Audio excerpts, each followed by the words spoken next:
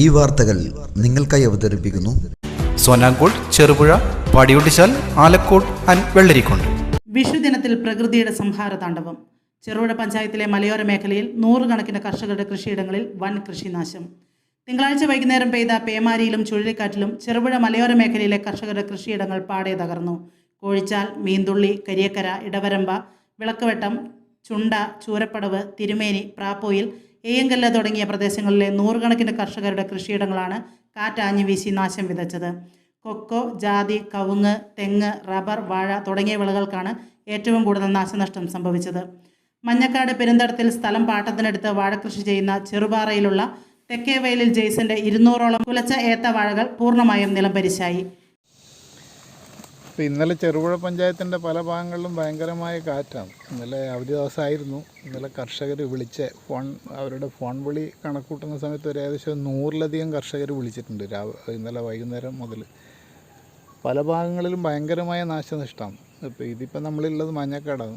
ഈ മഞ്ഞക്കാട് ഇവിടെ ഈ ജെയ്സൺ എന്ന് പറഞ്ഞ കർഷകൻ, അദ്ദേഹം ചെറുപാറയിൽ നിന്ന് ആണ് ഇവിടെ വന്നിട്ട് സ്ഥലം പാട്ടത്തിനെടുത്തിട്ട് ഏകദേശം 500ഓളം വാഴകൾ ചെയ്തതിൽ 200ലധികവും പൂർണ്ണമായും നശിച്ചു പോയിട്ടുണ്ട്. നമുക്കിവിടെ കാണാൻ വേണ്ടി സാധിക്കും. ഭയങ്കര കഷ്ടമാണ്. അദ്ദേഹത്തിൻ്റെ ഭാര്യയും കൂടി സ്ഥിരമായി വന്നിട്ട് വളരെ നല്ല രീതിയിൽ പരിപാലിച്ചു വരുന്ന വാഴകളാണ്. ഏകദേശം 30 കിലോ വരെ വരും. ശരാശരി 30 കിലോ വരെ വരുന്ന വാഴകൾ ഏകദേശം 200ഓളം പകുതി കായ് അത് പൂർണ്ണമായും വളഞ്ഞിട്ടില്ല. പകുതി വളവ് മാത്രമായിട്ടില്ല. നമുക്ക് കണ്ടാൽ മനസ്സിലാവും. ഇപ്പോൾ ഇതുപോലെയുള്ള ഒരുപാട് ദുരന്തങ്ങളാണ് ഇപ്പോൾ ഇന്നലത്തെ കാറ്റിലുണ്ടായത്. ഈ വേനൽ മഴ ഇപ്പം കൂട്ടിയെടുത്തതോടുകൂടി ഇന്നലെ ശക്തമായ കാറ്റാണ്. ചുരപ്പടവ് ആ ഭാഗങ്ങളിലെല്ലാം പൂർണ്ണമായും നമുക്ക് ഗതാഗത സൗകര്യം പോലും പൂർണ്ണമായും വിച്ഛേദിച്ചിട്ടാണുള്ളത്. അപ്പോൾ വൈദ്യുതി ബന്ധം വിച്ഛേദിച്ചിട്ടാണുള്ളത്. അത് കർഷകരെ സംബന്ധിച്ചിടത്തോളം വളരെ കഷ്ടമാണ്. ഇത് നമ്മുടെ കൃഷിഭവൻ്റെ നിർദ്ദേശപ്രകാരം ഹോർട്ടിക്കൾച്ചർ മിഷൻ പദ്ധതി പ്രകാരം കൃഷി ചെയ്ത് വരുന്ന വാഴയാണ്. അപ്പോൾ 200ഓളം വാഴകൾ നശിച്ചു പോയി എന്ന് പറഞ്ഞു കഴിഞ്ഞാൽ ഏകദേശം അവർ ഇതുവരെ അധ്വാനിച്ചുണ്ടാക്കിയ അവർക്ക് കിട്ടുന്ന ഗുണം, ലാഭം മുഴുവൻ ഇവിടെ നഷ്ടപ്പെട്ടിരിക്കുന്നു എന്നുള്ളതാണ്. ഇവിടെ നമുക്ക് പ്രകൃതിക്ഷോഭത്തിൽ ആനുകൂല്യങ്ങൾ നൽകാൻ വേണ്ടിയിട്ട് കർഷകനോട് നിർദ്ദേശിച്ചിട്ടുണ്ട്. പക്ഷേ ഇത് ഒരു കർഷകൻ്റെ മാത്രം പ്രശ്നമല്ല. നമ്മുടെ പഞ്ചായത്തിൽ ഒരുപാട് കർഷകർ ഇങ്ങനെയുള്ള ദുരിതം അനുഭവിക്കുന്നുണ്ട്. ഇപ്പം 100-200ഓളം വാഴകൾ നശിച്ചു പോയി എന്ന് പറഞ്ഞാൽ 500 വാഴയിൽ 200 വാഴയിൽ നശിച്ചു പോയി കഴിഞ്ഞാൽ സ്വാഭാവികമായും അവരുടെ അധ്വാനത്തിൻ്റെ ഫലം കംപ്ലീറ്റ് നഷ്ടപ്പെട്ടു എന്ന് വേണമെങ്കിൽ പറയാം. അതിൽ തന്നെ തെറിച്ചു പോയിട്ടുണ്ട് കാറ്റിൻ്റെ ശക്തി കൊണ്ട്. കൃത്യമായി മുൻകരുതലുകളെല്ലാം എടുത്തുകൊണ്ട് ചെയ്തതാണ്. അതായത് കുറേ ദിവസങ്ങളായി അവർ വന്നിട്ട് ഈ പുതിവയലത്ത് എല്ലാ മുൻകരുതലുകളും എടുത്ത് കുത്തിക്കെട്ടി റെഡിയാക്കി വെച്ച വാഴകളാണ്. ശക്തമായ കാറ്റാണ്. ഏകദേശം ചുഴലിക്കാറ്റിന് സമാനമായ ഒരു കാറ്റാണ് ഇവിടെ ആഞ്ഞു വീശിയത്.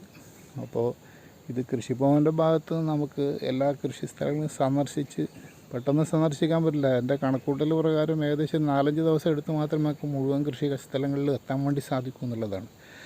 അത്രയധികമാണ്. ഇപ്പോൾ കരിയക്കര എന്ന് പറയുന്ന ഭാഗത്ത്, ഇടവരമ്പ് ഭാഗത്ത് വിളിച്ച സമയത്ത് ഒരു പ്രദേശം കംപ്ലീറ്റ് ഈ ശക്തമായ കാറ്റിൽ ഒരുപാട് നാശനഷ്ടങ്ങൾ, ഭയങ്കരമായ നാശനഷ്ടങ്ങൾ ഉണ്ടായിട്ടുണ്ട്.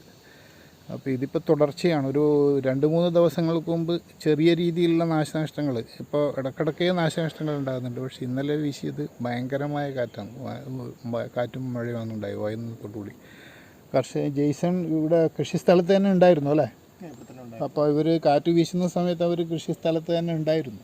അവർ നോക്കി നിൽക്കുകയാണ് ഈ 10-200ഓളം വാഴകൾ കംപ്ലീറ്റ് നിലം പൊത്തിയത് എന്നുള്ളതാണ്. അപ്പോൾ കർഷകരെ സംബന്ധിച്ചിടത്തോളം വളരെ ബുദ്ധിമുട്ടാണ്. നമുക്കാകുന്ന എല്ലാ സഹായങ്ങളും അവർക്ക് വേണ്ടി ചെയ്യാം എന്നുള്ളതാണ് ഈ അവസരത്തിൽ പറയാനുള്ളത്.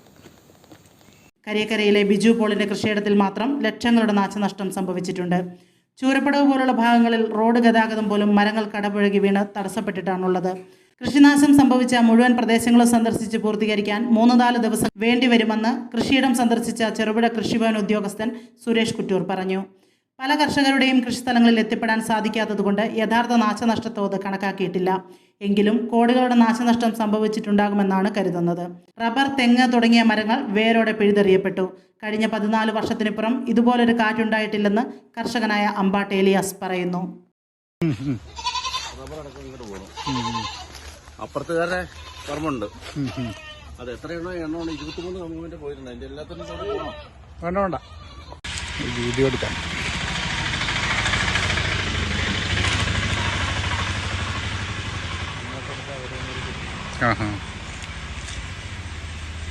ഇതിന്റെ മൊത്തം എത്ര പോയിട്ടുണ്ട്? മൊത്തം 2 തെങ്ങ്, 9 റബ്ബർ, ഒരു 13 കവുങ്ങ്, ഒരു 4 കൊടി, ഇത്രയും സാധനമാണ്. ഇവിടെ ഇപ്പൊ ഈ കരിക്കര ഭാഗത്ത് ഏകദേശം ഒരു 10-20 കർഷകർക്ക് പോയിട്ടുണ്ടാവില്ല അല്ലെ? 20 കൂടുതലേ ഉണ്ടാകുള്ളൂ. അത്രേ ഉള്ളൂ അല്ലേ? 20 കൂടുതലേ. ഇവിടെ ഇപ്പൊ ഈ തെങ്ങ് വീണിട്ടാണ് കൊറേ കവുങ്ങ് പോയത്. അതെല്ലാം ഒടിഞ്ഞു നിൽക്കുന്നുണ്ടത് അല്ലേ? അതെ. കൊക്കോന്റെ മേലെയും കൊക്കോയും കൊക്കോയും പോയിട്ടുണ്ട്. കൊക്കോ, മാവ്. ഇപ്പൊ അടുത്തൊന്നും ഇങ്ങനെ ഒരു നാശനഷ്ടം ഉണ്ടായിട്ടാണ്? ഇല്ല. ഇത് ശരിക്കും ഈ കാറ്റ് ഇതിക്ക് മുമ്പ് ഒരു വിഷുവിന്റെ തലേ ദിവസം അതൊരു 10-15 വർഷമായിട്ടുണ്ടെന്ന് തോന്നുന്നു. അന്ന് ആ കാറ്റിന് എന്റെ ഒരു 60 റബ്ബർ ഒറ്റയടിച്ച് നിലംപരിശാക്കി കളഞ്ഞായിരുന്നു.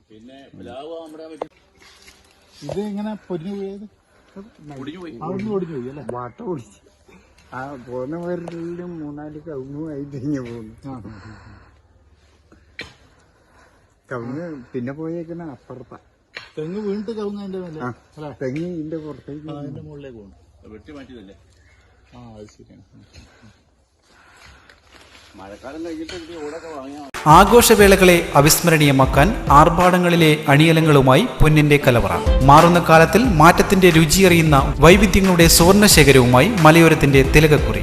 സ്വർണ്ണ വ്യാപാര രംഗത്ത് 25 വർഷത്തെ മഹത്തായ സേവന പാരമ്പര്യം. നവീന രീതിയിലുള്ള ഡിസൈനുകൾ, വിപുലമായ ശേഖരം, വിശ്വസ്തത. മലയോരത്തിന്റെ മനസ്സറിഞ്ഞ ഷോറൂം.